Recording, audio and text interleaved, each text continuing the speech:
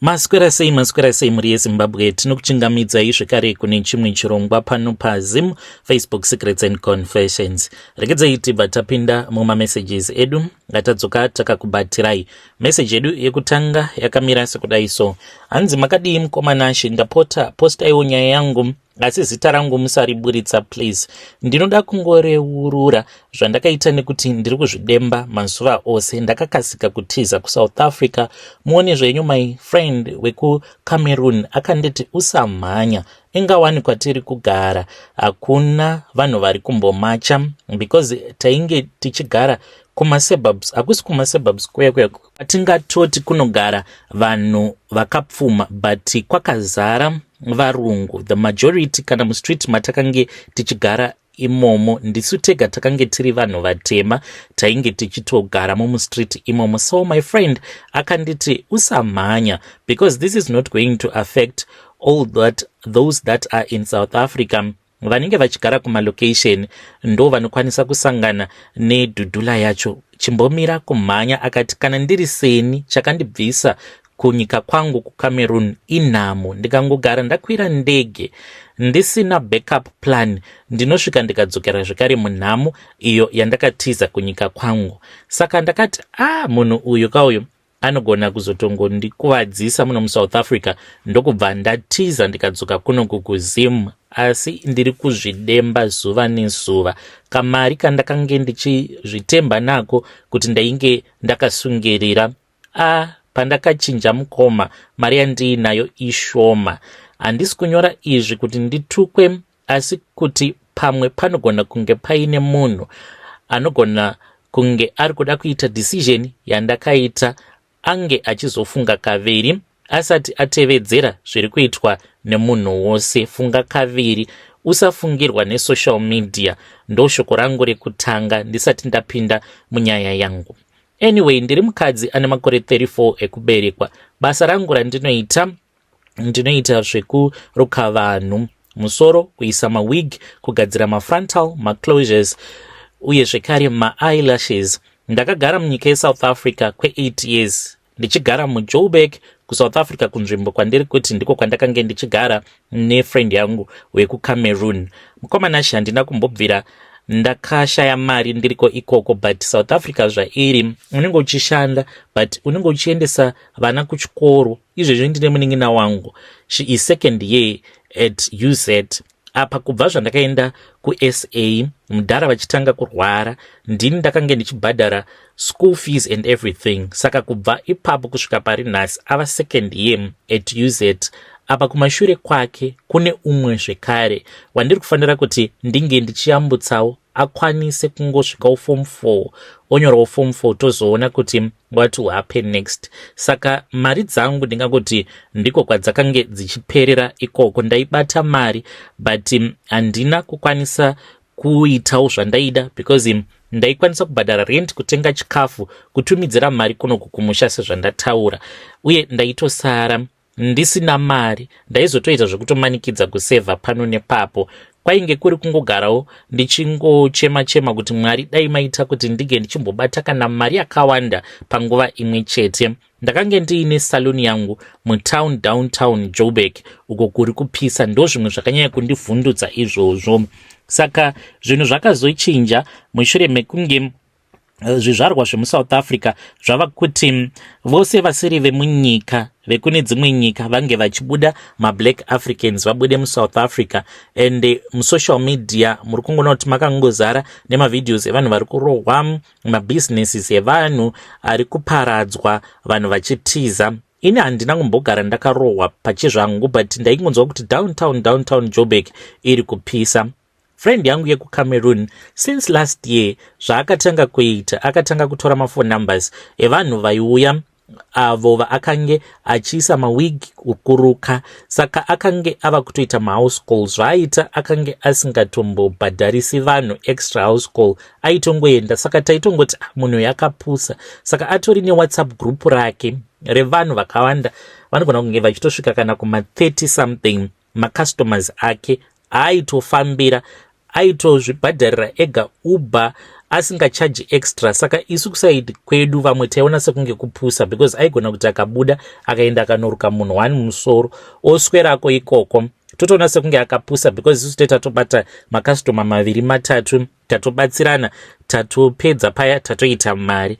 Saka kunyangwe ndisina kumbogara ndakasangana nayo Dudula face to face, but ndakangobatwa nekutya ndichiona paTikTok, Facebook, WhatsApp mavidhiyo zvakatanga kundistressa, ndichiti unogona kuzosangana navo vanhu ava vakakupisa. Shamwari yangu muCameroonian akati usamhanya, chatinofanira kungoita ndechekuti ngatitsvake kune kumwe kwatinogona kugara, ngatibve muno mumatiri totsvaka dzimwe nzvimbo dzakaita sana Randburg, Fourways, Midrand kana kunana Rootport, tongoita zvedu mahouse calls, vanhu vachiuya kana kwatiri kunoku. Vanhu vanoda zvinhu zvakachipa. Saka ndakangoti zvemuSouth Africa plus ndaiva ndinika mari yandainge ndiinayo mukoma, it was 16,000. Saka kana uri kuSouth Africa 16,000 rands imari yakawanda, but wava kuno kundopaunaona kuti 16,000 it is nothing, kutamba nenguva. Handina kumuteerera, ndikabva ndati sezvo kuri kunzi kune mabhazi emahara plus ndine kamari kangu, ndakafunga kuti maybe vanhu vainge vachazopiswa, because ndakambodzwa kuti muSouth Africa makambopiswa vanhu 2008. Ndakabva ndatengesa zvimwe zvinhu, ndakazvitengesa mukoma nemaprizes mamwe ekuti fridge ndakaitengesa ne600, ndikatoitengesera umwe murungu. Ndaiva ndiine 4 plate, ndakaitengesa 1200. ndo dzimwe mari dzandakazoshandisa for transport, kuzokwidza zvimwe zvishoma zvandainge ndiinazvo. Pandakaona kuti handisisina mari, tava mubhodha takanzi ngatiburitse ma 2000 pamunhu. Vanhu vakange vaine zvinhu zvavo, tikasike tabuda apa tichivhundutsirwa tichikudzwa kuti mukanonoka munogona kuzotorwa mabiometrics mobva maitwa mapermanent ban. Mukoma ndakabvisa kamari, pamari iya yandainge ndiinayo ndakazotosvika pamba. Ndichiti ndasvika pamba, I think I was somewhere kuma 10,000 rands, ndo mari yandakazosvika ndiinayo pamba. Saka kumhanya ndakamhanya ende marwadzo. Ndadzoka kunoko manje ndakange ndichiti ndongosvika ndovhura saloon, ndakabva ndatora kamari ndokubva ndatanga kurenta saloon. Ndinazvo zvokushandisa zvimwe zvandakauya nazvo kunoko, but mukoma nashi makwikwi apa kunoko transport inodhura.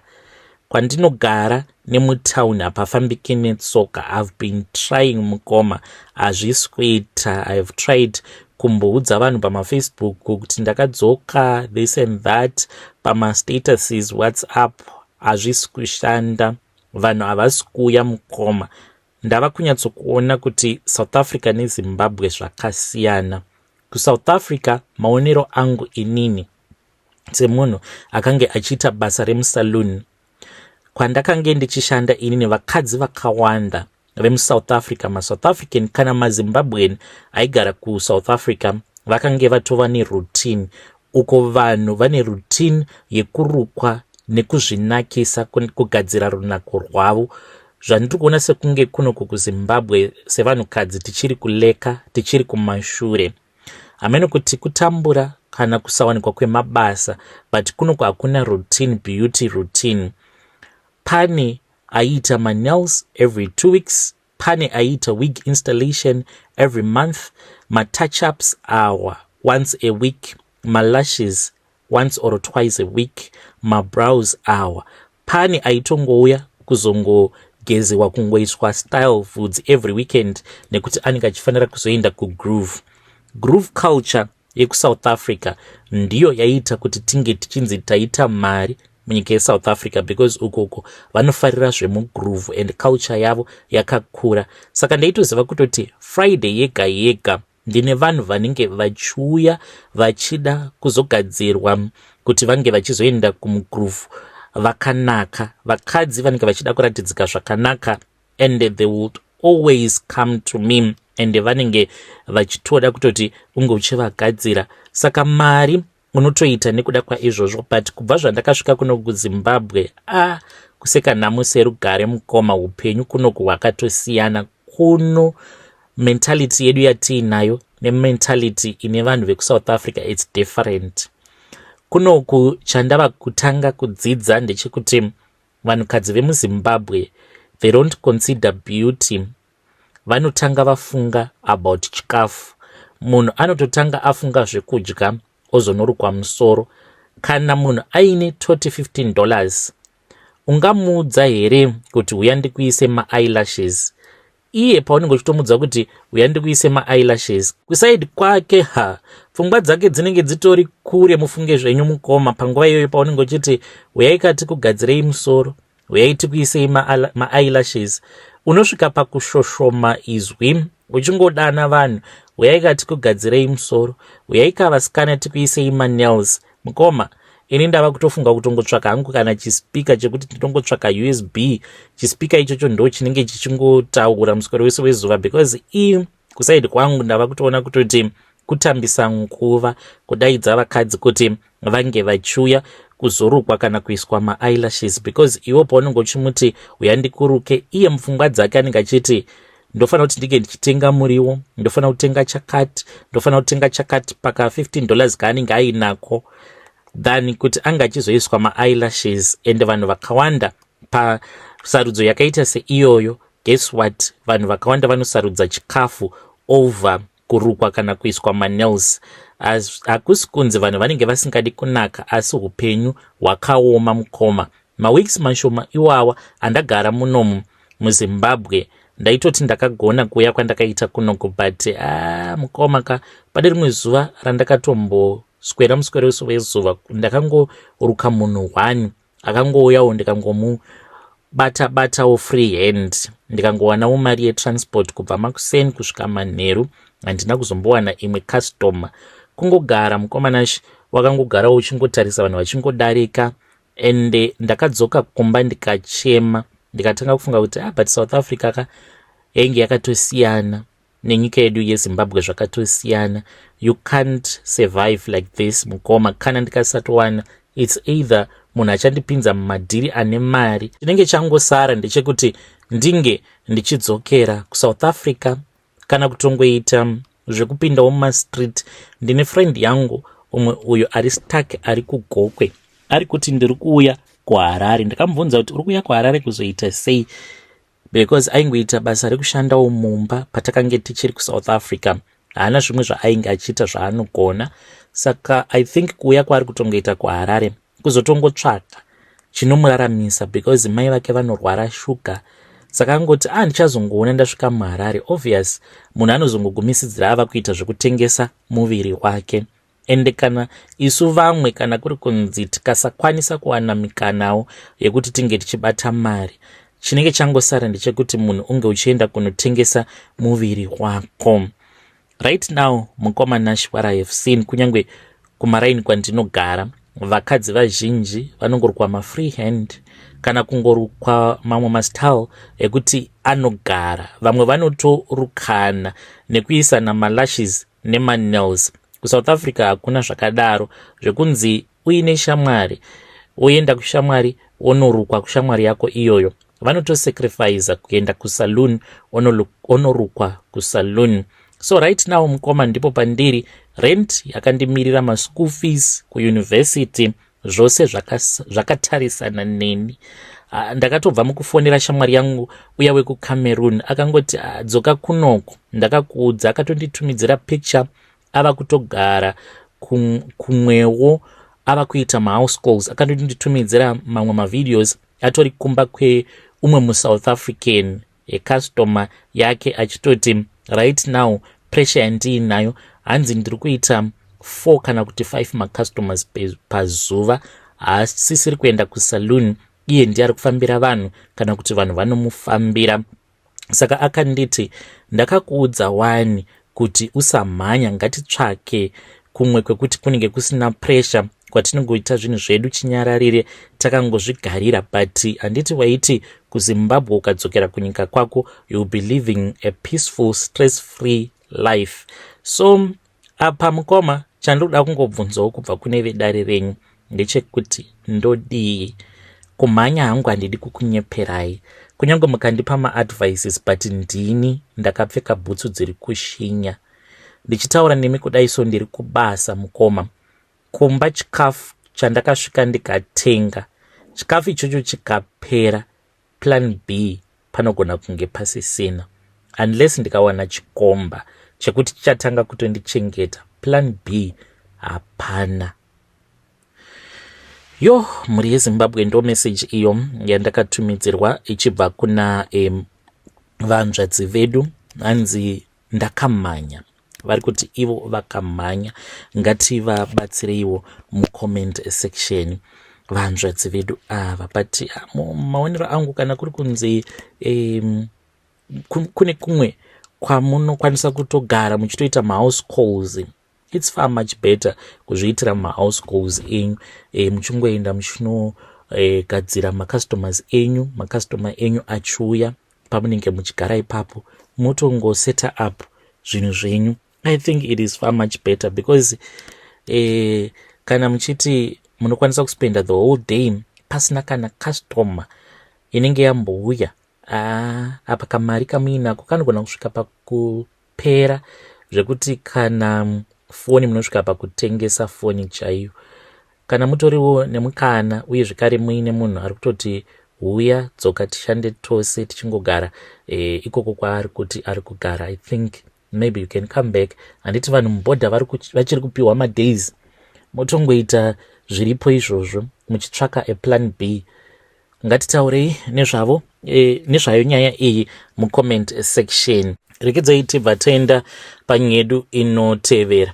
Nyedu inotevera yakamira sekudai so: hanzi makadii zvenyu mukoma, please post my story makavika uchitupa changu. Ndauyawo pano ndine confession yangu yandinayo. Kudya kwandakange ndichiita mukadzi wemurungu wangu, apa murungu akange achitozviziva.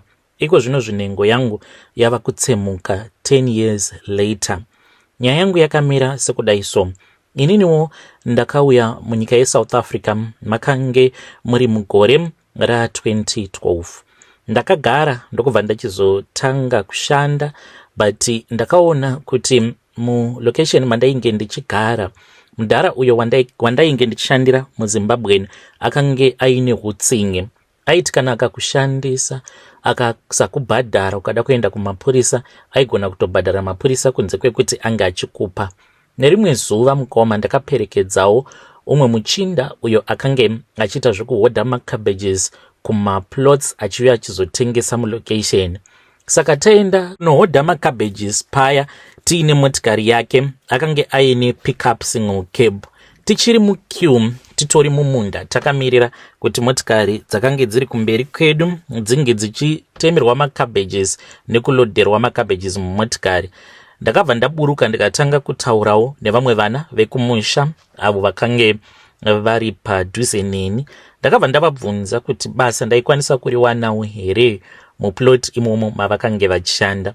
Vakabva vandiudza kuti basa racho rakange riri basa rairwadza kwazvo, asi murungu wavo aigara achingohaya because ipapo papurazi pacho pakange pasingabhadharwi zvekudaro.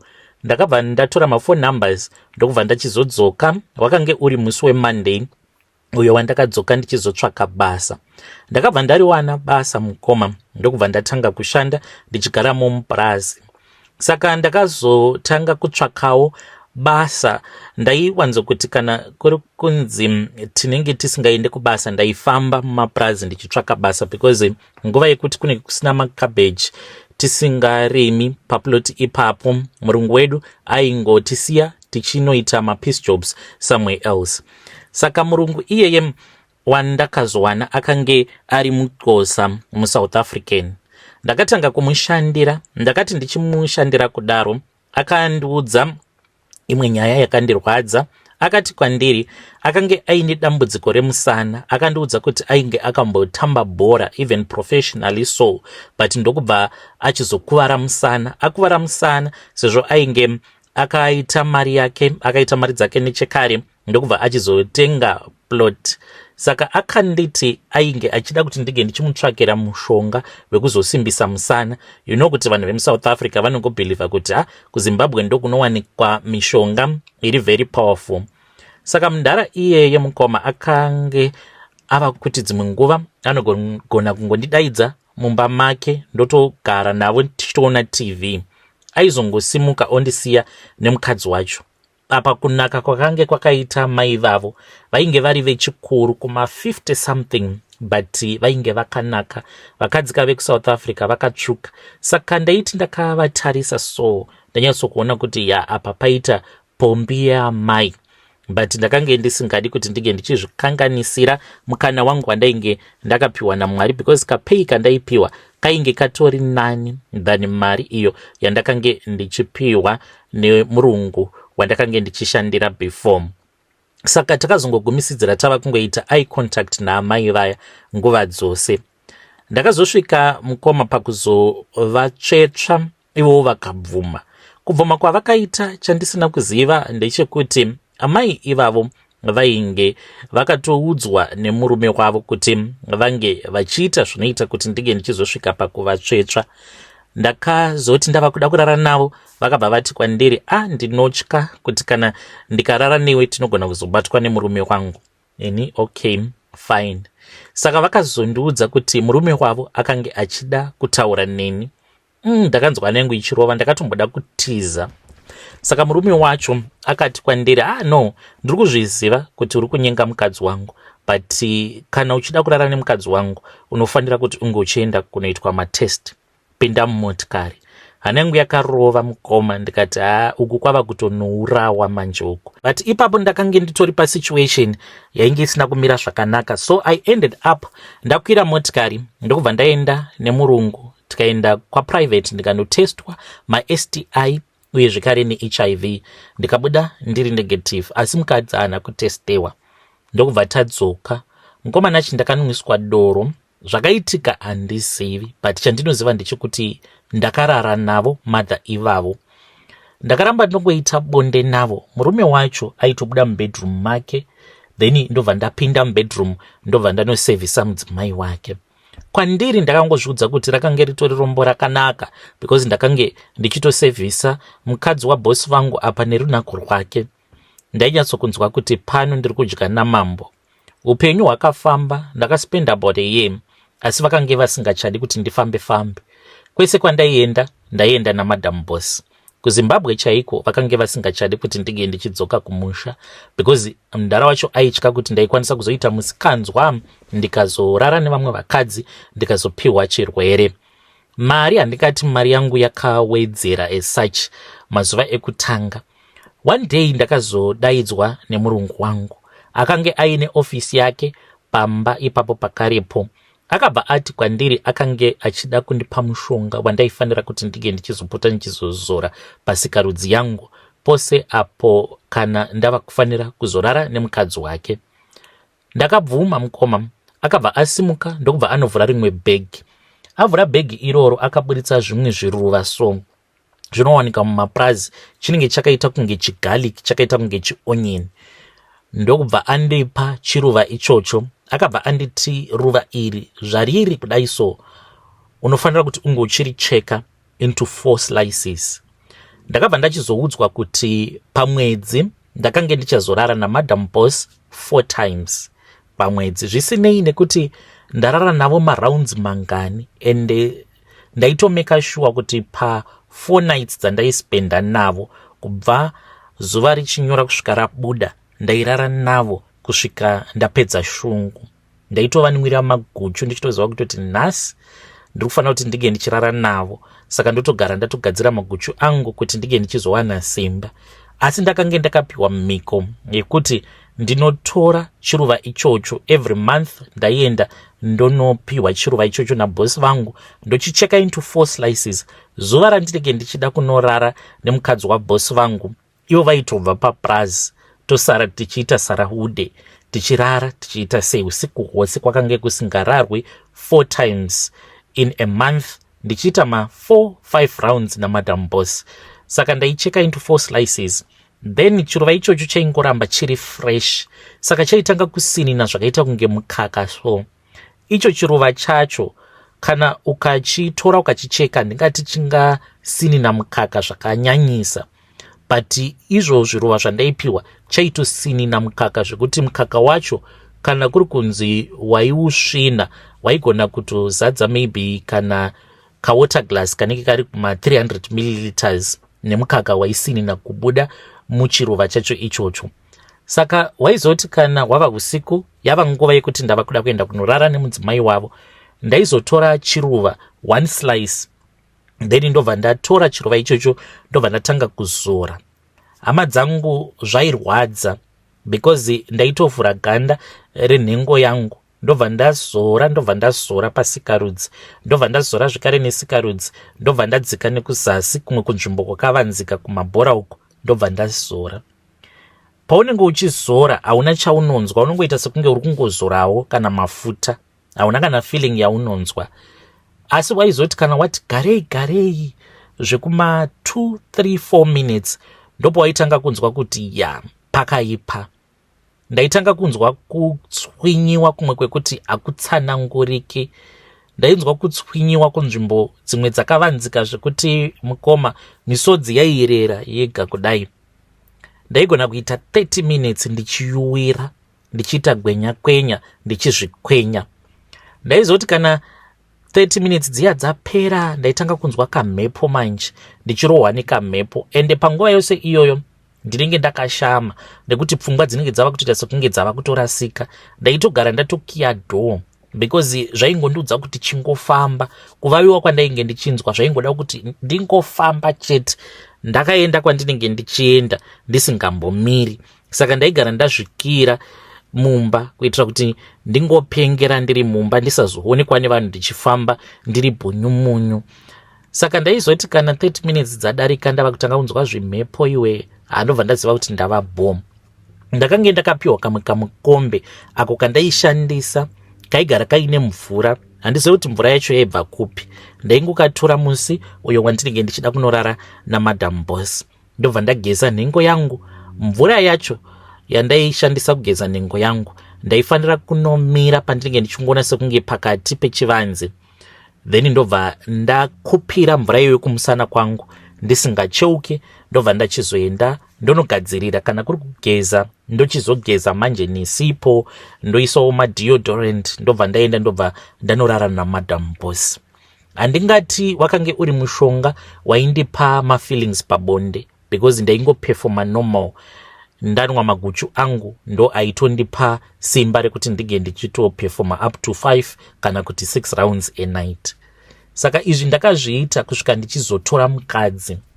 Ndatora mukadzi manje ndopa ndakatanga kunetsana naMadam Boss because Madam Boss vakange vava kurwadziwa kuti ndigere nemukadzi vaiti. Saka nezuro wakarara naye apa takange takangopiwa 4 days dzekuti tinorara tose. Mukadzi akaita sekunge pane zvaakange ava kuda kunyumwa kusvika tichizonetsana naMadam Boss. Murungu kwava kubva achizondipa motikari. Ndakapiwa Isuzu double cab, ndikapiwa nemari, ndokubva ndamiswa basa.